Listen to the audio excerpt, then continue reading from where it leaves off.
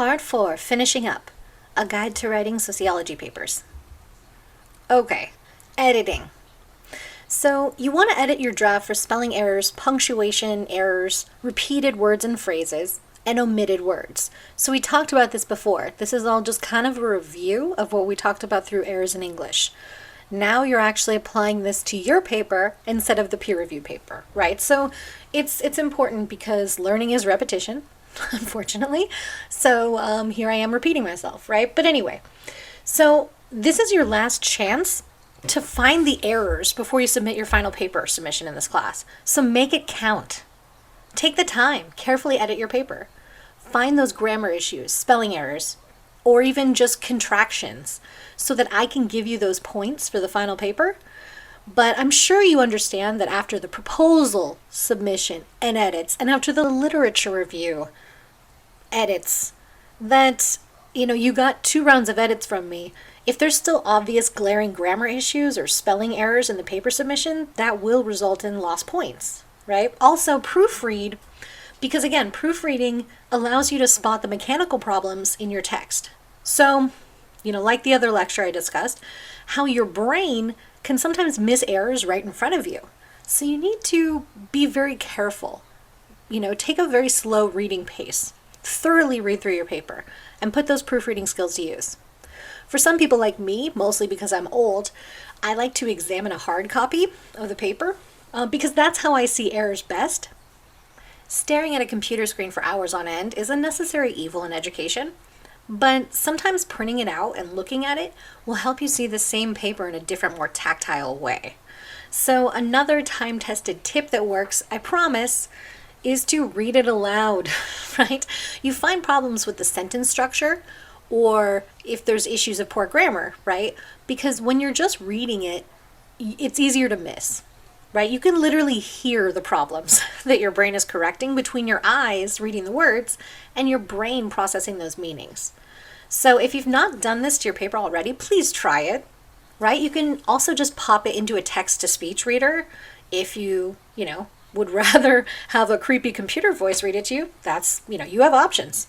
You could maybe coerce a loved one to read it to you, right? It's up to you. I just really suggest you try different strategies in this class so that you can find what works best for you. Okay, so formatting. Before you submit your paper, you got to check its format. So obviously, we're going to talk in a minute about the citation format, which is ASA format for our paper. But again, we're going to talk about that in a second. So I just mean like the paper's format itself, right? So check those margins, right? You want normal margins, right? If your margins are super tabbed in for the whole paper, so there's like inches of dead space, that's not great, right? So, you want to check your margins, your spacing to make sure that it's double spaced, your paragraph indentations to make sure they exist, right, when appropriate, and that the paper is left margin justified, right? So that's what I'm looking for. Those little tedious things can really add up when like all the paragraphs are missing indentations or even just some of them. It just kind of reads as not finished, not complete, right? Or if your margins, like I said, are super tabbed in for the whole paper, so there's just like inches of dead space on the left or right hand side. Remember, professors were once students. So contrary to popular belief, we can tell when you're trying to bullshit us, right? Especially when it's something as noticeable as the margins. Like all of a sudden my eyes shrank and there's just a bunch of extra space on the paper. Like that's not how it works, right? So, I try to get around these issues by not requiring a specific page length because I know that sometimes when people have a very specific page length, they feel the need to, kind of make their paper seem longer. You don't have to do that in this class, right? You just have to write the best quality paper you can for your topic in your style, in your approach, right? I'm not looking for you to be something you're not. I'm just hoping to kind of sharpen your own skills so that you can write from your perspective, your voice, right? So again, these little things, they're tedious, but they do add up. I know a lot of people think professors are clueless, but we definitely notice. And generally we're not pleased by any of those kind of tricks where you like make the margins different or try to make the spacing bigger in certain places or anything like that. Like we notice, so don't be that guy. Actually follow the paper guidelines and you're good to go. Whether it's for this class or any other classes that you have, you got to read the assignment sheet. You'd be surprised at how much information we hide in plain sight. Right? I mean, I do know that not every professor does this, but a lot of us do provide as much information as we possibly can through those kind of either assignment sheets or whether it's like the page on Canvas or whatever it might be, so that you know exactly what to do. So please make sure to carefully look at those things. You know, what's expected for the paper. If it doesn't say it needs that, then you don't need it, right? Like obviously, one of the things that says in manuscript formatting for ASA is to have an abstract. You don't need that for this paper, right? It would say have that section. So just think about that. Make sure you're tailoring what you're submitting to what was asked of you, right? And again, the font size, stuff like that. Just remember for this class, I want it to be 12, size 12, right? Point font. So I'm not super specific about the font because I know most people use Times New Roman or Calibri or however you say it, right? Whatever the default is. That's cool with me. I know people have weird preferences when it comes to font, so I'm usually pretty good about that. But again, I'm not naive. I do understand that some are larger than others. So anyway, just take into account when again, not just for this class, but like in all of your classes, that we're not idiots and we have pretty clear standards. And if we do communicate those standards, make sure you actually, you know, try to abide by them, right? Okay, so let's go into, speaking of which, let's go into ASA format. Okay, so yeah, you gotta cite stuff in the paper. That's kind of the whole thing with a research paper. So for your in-text citations, right, we talked about this in previous lectures, but the style is basically just last name and year, right? If you use a direct quote, then you add the page number that that direct quote is coming from. And of course, there's more information on Canvas, but really, I just want to kind of go over each one of these things. I expect the in-text citations to be in ASA format. It's pretty straightforward, like I said. There's no comma between name and year. That's APA format, which is similar, but again, it's different. So, you know, you don't want to get lost points on stupid stuff like that. Like I said before, the direct quotes, you got to include the page number. So for some of those, maybe paraphrase, right? There's a lot of papers I get where almost every paragraph has a quote. That's way too many quotes. Like I've written many papers where not a quote existed because you don't need them, right? Oftentimes you're standing on them to explain it for you. So if it's a purposeful quote, like we talked about in previous lectures, meeting that criteria for using a quotation, otherwise, you know, oftentimes it's just better to paraphrase it in your voice. So if you're having a hell of a time trying to find all the page numbers for those things, maybe just change the sentence into paraphrasing what they were saying and their argument, and you'll find that it actually increases the pace of your paper and makes it a lot more readable, right? When it comes to the headings and subheadings, right, the headings are in all caps, right? The subheadings are not. So I did see a lot of kind of inconsistent info about this for a lot of students' papers. You know, it's just easy fixes, you know, and I will, you know, you'll see in the track changes those kind of things being mentioned. So just make sure if I change one of the headings as a reference, make sure you change all your other ones to match it, right? Again, these are little tedious things, but like I said, they add up, right? The reference page obviously is in ASA format. So that means you're going to list all of them alphabetically by the last name of the first, right, of the first author mentioned in every article or book. So, yeah, they have to be alphabetical. And then you're going to have a hanging indent, which we talked about in previous lectures as well. I know it's all repetition, blah, blah, blah, but that's learning. So make sure you have the hanging indent, which can be a pain. But again, it is, you know, graphically what's expected on the page. For some people, there wasn't inclusion of volume, issue, page number, things like that when using articles. Just like this is the date I took it off the internet.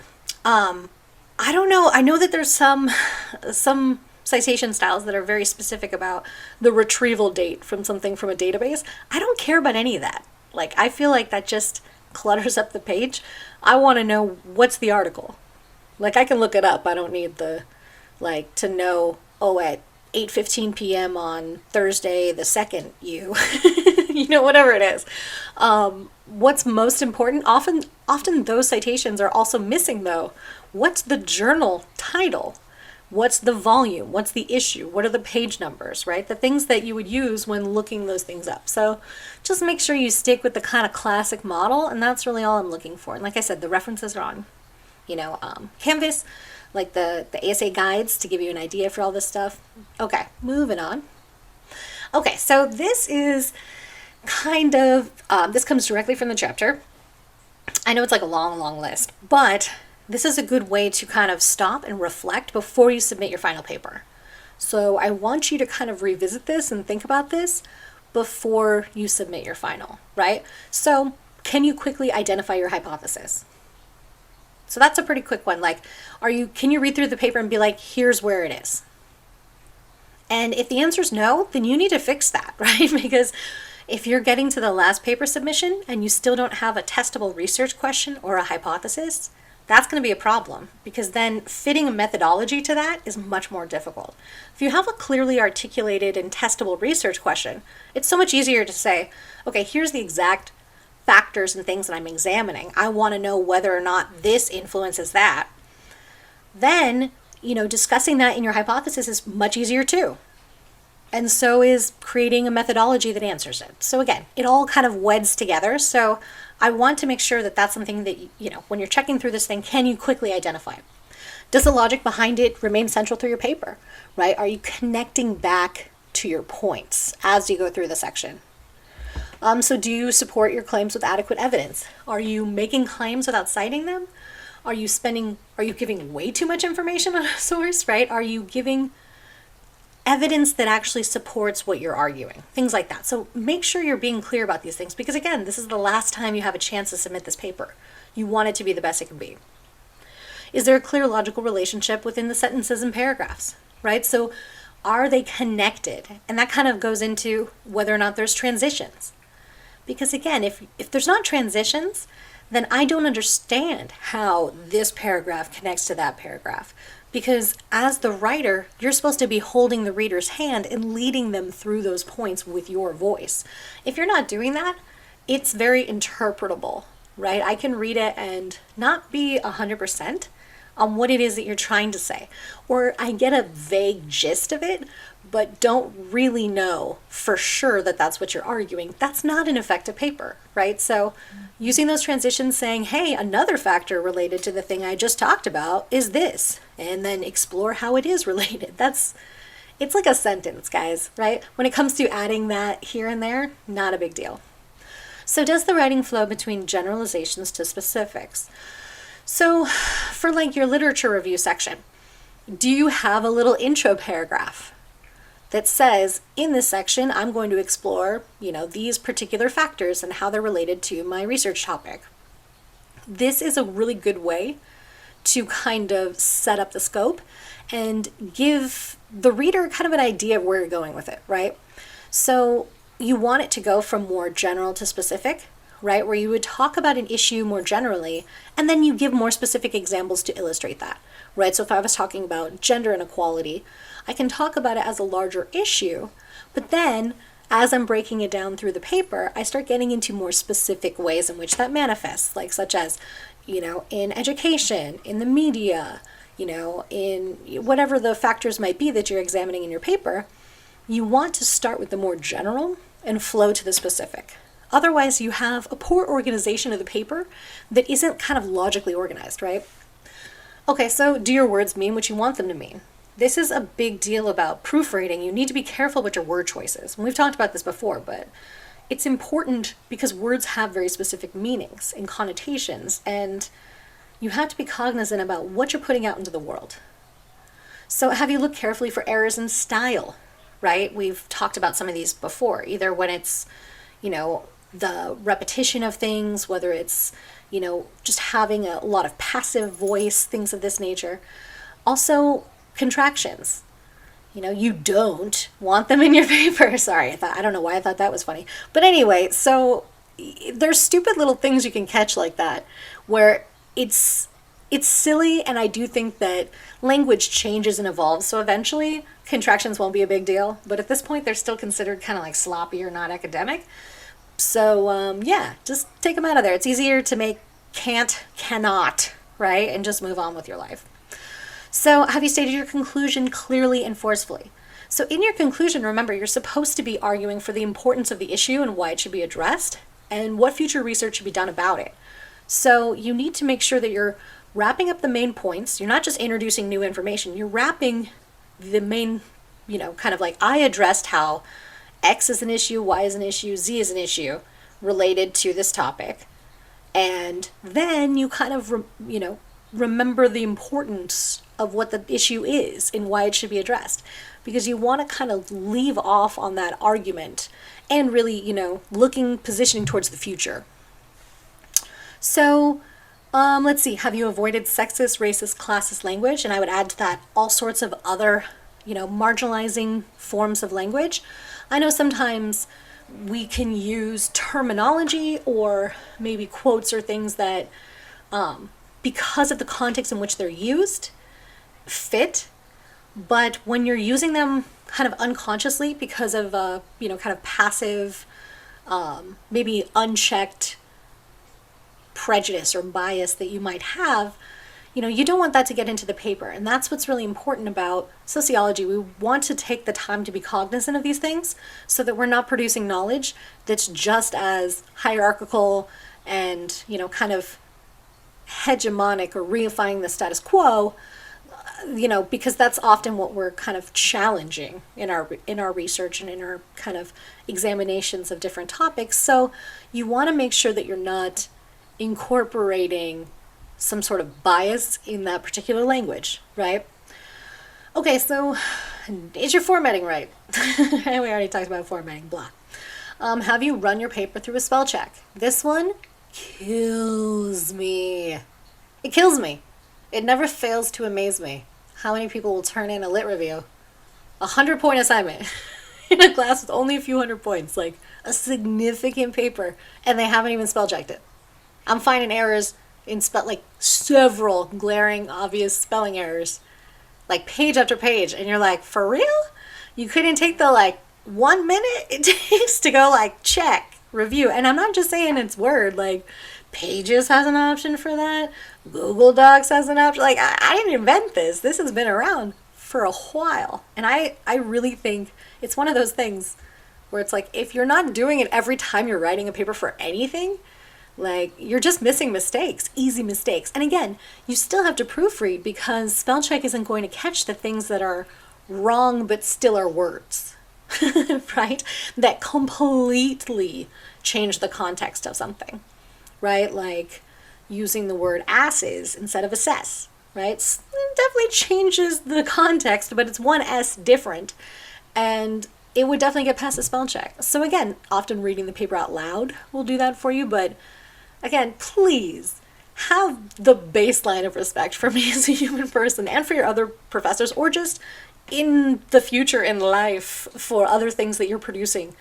Run a spell check, right? Because part of education is preparing you for the future. And for real, you show up into a workplace and you send around a memo, an email, or any document that you create, but you haven't spell checked it, you're gonna look unprepared, unpolished, and they're gonna question your intelligence. And so that's not a fair reflection of you, right? So I try not to do that when I get those papers, because I know what it's like to be a student. I know what it's like to be a student that's taken a bunch of classes and working a bunch of jobs, and I've kind of never left that life, right?